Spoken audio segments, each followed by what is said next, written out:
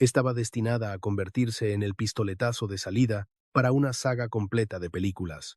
Imagina un cóctel explosivo, criaturas góticas legendarias, efectos visuales por ordenador que eran la vanguardia en su momento, un Hugh Jackman en la cima de su popularidad tras su éxito como Lobezno, y una deslumbrante Kate Beckinsale embutida en un corsé tan ajustado que amenazaba con fracturarle el esqueleto. Así es como Van Helsing irrumpió en las salas de cine en el año 2004 con la fuerza de un huracán.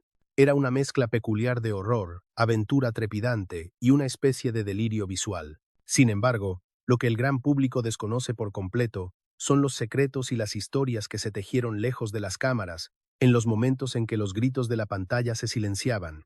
Hablamos de secuencias enteras que fueron cortadas y que se esfumaron misteriosamente sin que nadie diera una razón oficial. Y lo que es más fascinante, la existencia de una versión mucho más cruda, y para un público adulto que los directivos del estudio decidieron ocultar para siempre. Incidentes inesperados, como trajes de época que ardieron en llamas en pleno plató, se mezclaron con un apasionado romance que floreció en la vida real entre el actor que interpretaba a Drácula y una de las actrices que encarnaba a sus seductoras novias. Lo que vamos a desvelar a continuación va mucho más allá de una simple recopilación de anécdotas. Son las claves ocultas, los secretos de producción que nos permitirán entender cómo Van Helsing acabó convirtiéndose en una de las cintas de monstruos más singulares, arriesgadas y, sin duda alguna, más injustamente incomprendidas de toda su época. Prepárense, porque vamos a exhumar todos esos detalles que permanecieron ocultos. Y comenzamos con una historia de amor digna de un guión. El mismísimo Drácula contrajo matrimonio con una de sus novias vampiro fuera de la pantalla. Tal como lo oyen, el actor Richard Roxburgh, quien daba vida al conde Drácula, y la actriz Silvia Coyoca, que interpretaba a la novia llamada Verona, cruzaron miradas durante el rodaje y la chispa fue instantánea, dando lugar a un romance fulminante. Su amor se consolidó tan deprisa que se dieron el sí. Quiero ese mismo año del estreno de la película. Desde aquel momento han formado una familia y tienen 3 hijos, un claro ejemplo de cómo la ficción puede inspirar la realidad, aunque, afortunadamente para todos, su vida familiar no incluye transformaciones en murciélagos ni hábitos alimenticios basados en la sangre. El icónico papel de Anna Valerius estuvo a punto de no ser para Kate Beckinsale. De hecho, la actriz casi rechaza el proyecto. Viniendo directamente del éxito de Underworld, Beckinsale tenía serias reservas sobre encasillarse en otro personaje vinculado al mundo de los vampiros. Sin embargo, todo cambió cuando leyó el guión.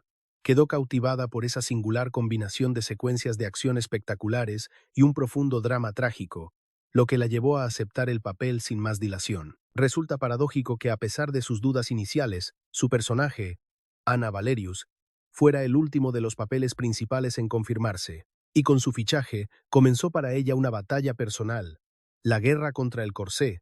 La actriz ha confesado en múltiples ocasiones, y sin ningún tipo de reparo, que detestó con toda su alma cada instante que tuvo que pasar enfundada en el restrictivo corsé de su personaje.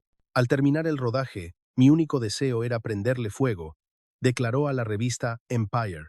Aunque en pantalla su destreza física parecía imponente y salvaje, la realidad es que gran parte de esa fiereza fue interpretada mientras apretaba los dientes por el dolor y sufría con las costillas doloridas por la presión. En medio del fragor de la batalla, Hugh Jackman fue protagonista de un accidente bastante serio que involucró a un especialista. Sucedió durante la filmación de una de las secuencias de acción más caóticas. Jackman, conocido por su empeño en realizar él mismo la mayoría de sus escenas de peligro, colisionó de forma fortuita con uno de los extras, con la mala suerte de provocarle una fractura en la mano. Las crónicas del rodaje cuentan que el actor se sintió completamente desolado por el incidente y no dudó en acercarse al especialista herido para ofrecerle sus más sinceras disculpas personalmente, allí mismo en el plató. Pero si eso parece grave, el propio Jackman no se libró de las lesiones, y la suya fue todavía más seria. El actor llegó a sufrir una fractura en su propio brazo durante la producción, pero lejos de detenerse, decidió continuar con el trabajo. Fue ese tipo de rodaje en el que el dolor, sencillamente, se convierte en una parte más de tu jornada laboral, confesaría tiempo después, reflejando la dureza de la producción. Queda claro que Van Helsing fue un proyecto monstruoso de rodar, en todos los sentidos de la palabra.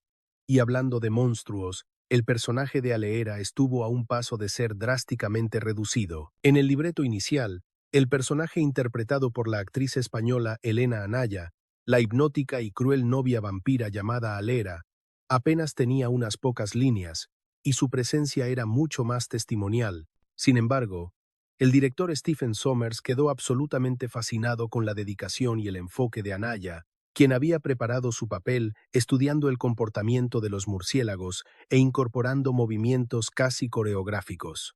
Su increíble entrega convenció a Sommers para reescribir y ampliar considerablemente su rol sobre la marcha. De hecho, una de las escenas que se expandieron para ella, y que fue eliminada del montaje final, tenía el potencial para convertirse en un momento legendario de la película.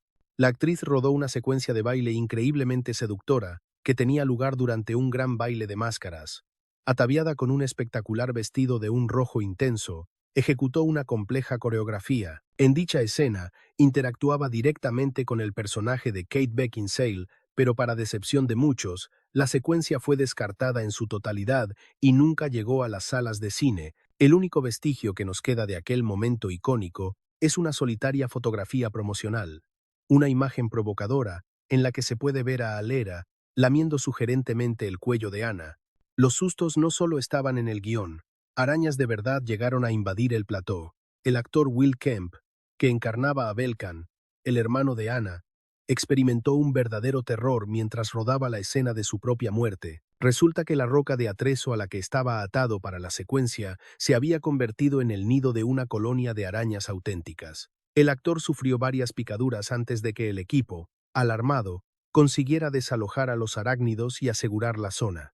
Por su parte, Richard Roxburgh no quería interpretar a un villano más.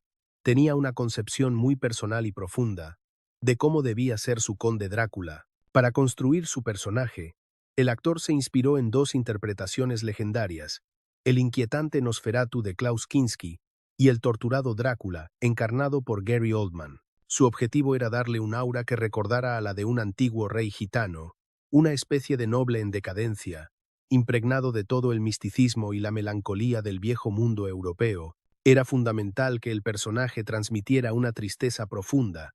Llegó a declarar: no se trata únicamente de pura maldad, sino del peso de la pérdida eterna. Y hablando de criaturas perdidas, la legendaria criatura de la Laguna Negra también fue eliminada del guión. En una versión temprana de la historia, el antídoto para la licantropía iba a estar ferozmente protegido por nada menos que la criatura de la Laguna Negra, que habitaría en las mazmorras inundadas del castillo de Drácula. Esta secuencia llegó a estar completamente diseñada en guiones gráficos, detallando cada plano, pero fue desechada en una fase ya avanzada de la preproducción debido a que excedía considerablemente las limitaciones del presupuesto. Como curiosidad, los bocetos de esa criatura sirvieron de inspiración años después para los diseños de La forma del agua. Y si hablamos de criaturas que vuelan, las novias de Drácula también quisieron volar por sí mismas. Las tres actrices, Silvia Coyoca, Josie Maran y Elena Anaya, se mostraron inflexibles en su decisión de realizar ellas mismas todas las escenas de vuelo, lo que implicaba un complejo y agotador trabajo con cables y arneses. Esta valiente decisión las obligó a pasar interminables horas colgadas en el aire, una proeza especialmente notable en el caso de Coyoca, quien sufría de un pánico genuino a las alturas. Estaba absolutamente aterrorizada, admitió en una entrevista. Pero mi personaje, Verona, debía proyectar una imagen de total audacia, así que no podía fallarle. Y hablando del legado de la película, sus impresionantes decorados estuvieron a punto de tener una segunda vida en la pequeña pantalla. El estudio Universal llegó a dar luz verde a un proyecto de serie de televisión, un spin-off, titulado Transilvania, cuyo plan de producción se basaba en aprovechar y reciclar los gigantescos y detallados sets construidos para la película. La trama de esta serie se centraría en las peripecias de los habitantes de un pueblo que debían unirse para defenderse de las constantes y variadas amenazas de criaturas sobrenaturales que los acechaban. Lamentablemente, cuando los resultados en taquilla de Van Helsing no alcanzaron las enormes expectativas del estudio, el proyecto de la serie fue cancelado de forma fulminante incluso antes de que se llegara a rodar el episodio piloto. Y la cancelación de la serie no fue la única oportunidad perdida.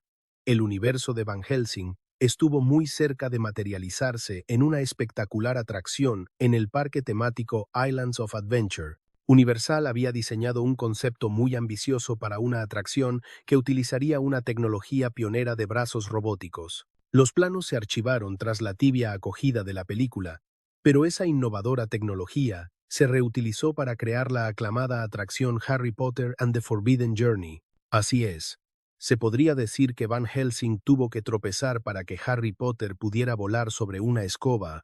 Y hablando de transformaciones complejas, la caracterización de las novias de Drácula era un proceso maratoniano que llevaba unas 6 horas completas de aplicación. La transformación de los personajes requería un arsenal de artificios, desde elaboradas extensiones de cabello y pelucas detalladas, hasta prótesis faciales, complejos trajes de captura de movimiento para las criaturas y unas uñas postizas impresionantemente largas.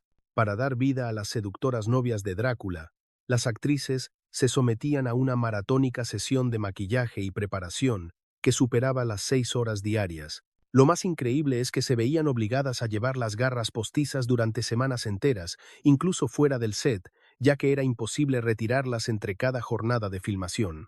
A pesar de las altas expectativas, la película fue recibida con una hostilidad casi unánime por parte de los críticos, quienes la demolieron sin piedad en sus reseñas.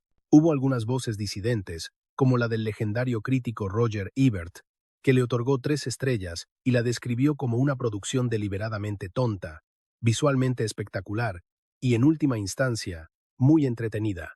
Sin embargo, la gran mayoría de sus colegas no compartieron esa benevolencia. Por ejemplo, James Berardinelli la catalogó como la peor superproducción aspirante al éxito desde el desastre de Battlefield Earth, mientras que el consenso en Rotten Tomatoes apenas alcanzó un deprimente 24% de aprobación. No obstante, y desafiando por completo el veredicto de los expertos, la película se convirtió en un rotundo éxito comercial en las salas de cine. Haciendo oídos sordos a las críticas negativas, Van Helsing se estrenó directamente en la primera posición de la taquilla, acumulando la impresionante cifra de $51 millones solo en su fin de semana de apertura y finalizando su recorrido global con una recaudación total de 300 millones. Aunque estas cifras parecen enormes, se consideró un éxito moderado, dado su colosal presupuesto de $160 millones. El rendimiento en el mercado norteamericano fue bastante decepcionante para el estudio, pero la respuesta del público internacional fue masiva y salvó los muebles. Pese a todo, Universal no perdió la fe en la franquicia y continuó explorando formas de revivirla. De hecho, en el año 2012, se anunció que Tom Cruise estaba firmemente asociado a un proyecto de reinicio contemporáneo de Van Helsing, no solo como actor principal, sino también en el rol de productor. Lamentablemente, todos esos planes se desmoronaron por completo cuando Cruise decidió abandonar el barco para encabezar el reparto de La Momia, una película que, irónicamente, también supuso un estrepitoso fracaso en su intento por inaugurar el ambicioso universo de monstruos de Universal. Pocos saben que, tras su papel como el cazador de monstruos, Hugh Jackman estuvo a punto de convertirse en el mismísimo James Bond. Corría el año 2004, y Jackman se encontraba en la cresta de la ola, disfrutando de una racha imparable de éxitos gracias a su participación en la saga X-Men y el reciente estreno de Van Helsing. Fue precisamente en ese momento de apogeo profesional cuando empezaron a sonar con fuerza los rumores que lo situaban como el principal candidato para tomar el relevo de Pierce Brosnan y enfundarse el smoking del agente 00, Zeta. Además, ciertos elementos de la película, como el arsenal de artilugios que recordaban a los de Q y las secuencias de acción filmadas en el Vaticano, no hicieron más que avivar las llamas de la especulación.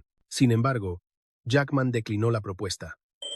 Según trascendió, su principal preocupación era el riesgo de quedar encasillado y contractualmente comprometido con demasiadas sagas cinematográficas de forma simultánea. Un detalle curioso del vestuario de Kate Beckinsale es que sus famosas botas requerían nada menos que media hora para ser calzadas correctamente. Aquellas icónicas botas altas de cuero que definían al personaje de Anna Valerius eran espectaculares en pantalla, pero se convirtieron en una auténtica pesadilla para la actriz detrás de las cámaras.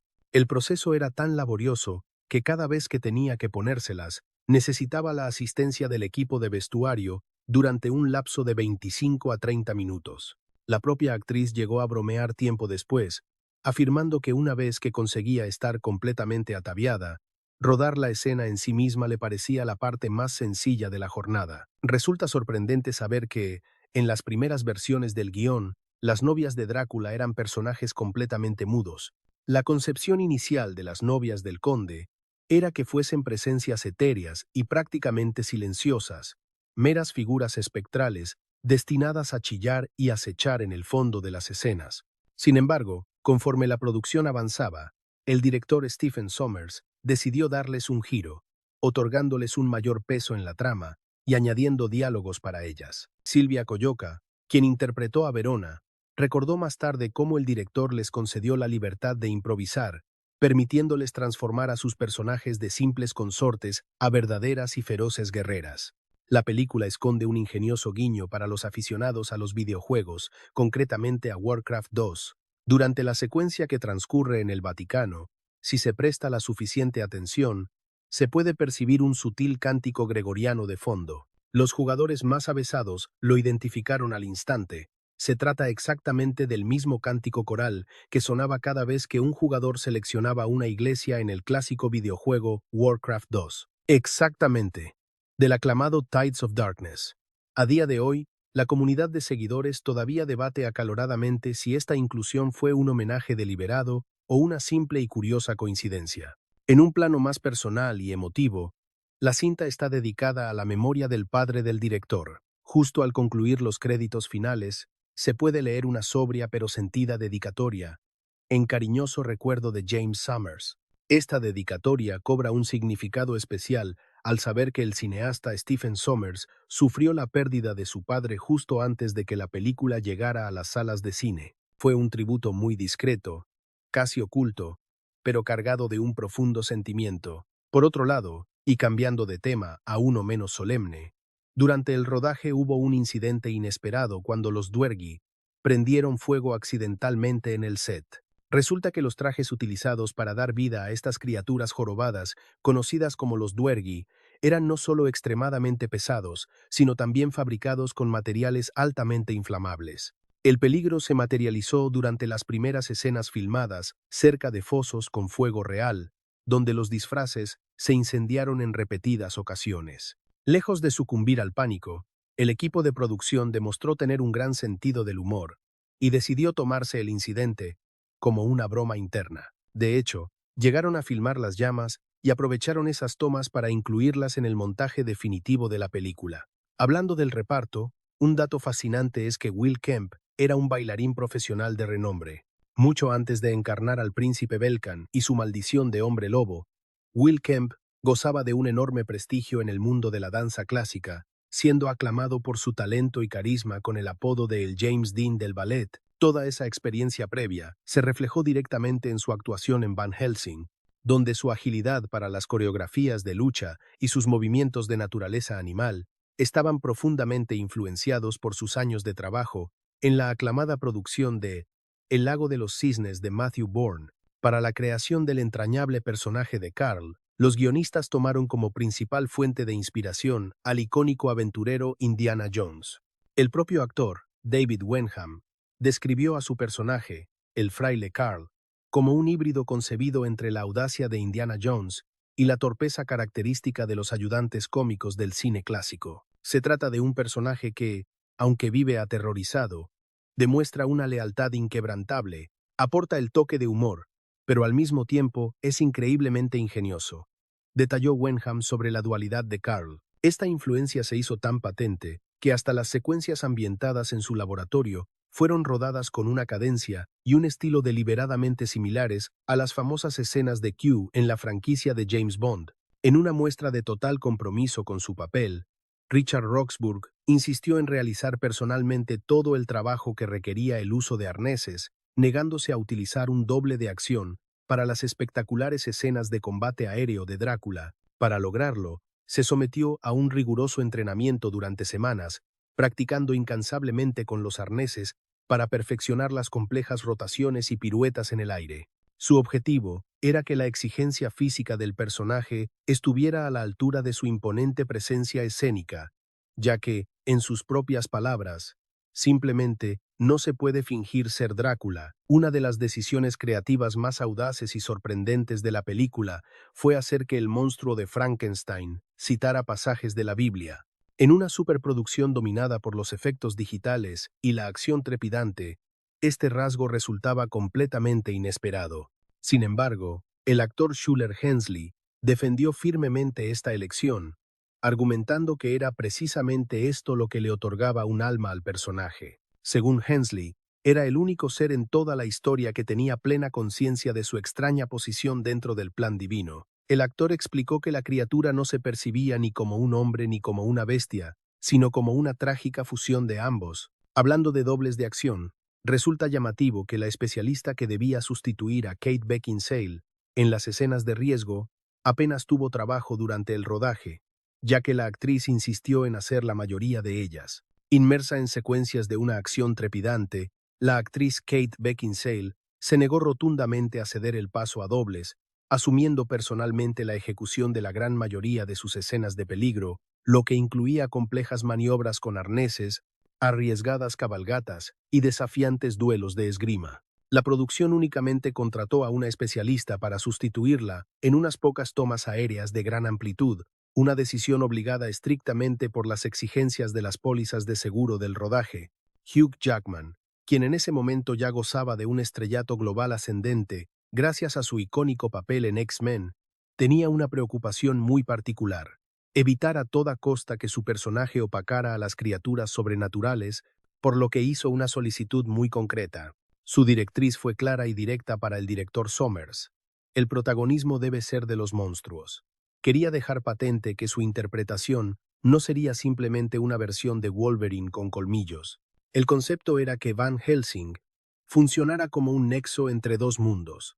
Debía poseer la humanidad necesaria para que el público conectara con él, pero al mismo tiempo arrastrar una oscuridad interior que lo hiciera encajar en ese universo de pesadilla. Circula una leyenda persistente en los círculos de cinéfilos sobre la existencia de una versión del film que nunca vio la luz, un montaje que fue descartado por el estudio. Personas íntimamente ligadas al rodaje han revelado que el montaje inicial de Van Helsing era considerablemente más siniestro y explícito, describiendo escenas con ataques de licántropos mucho más brutales y secuencias verdaderamente perturbadoras en el laboratorio de Drácula.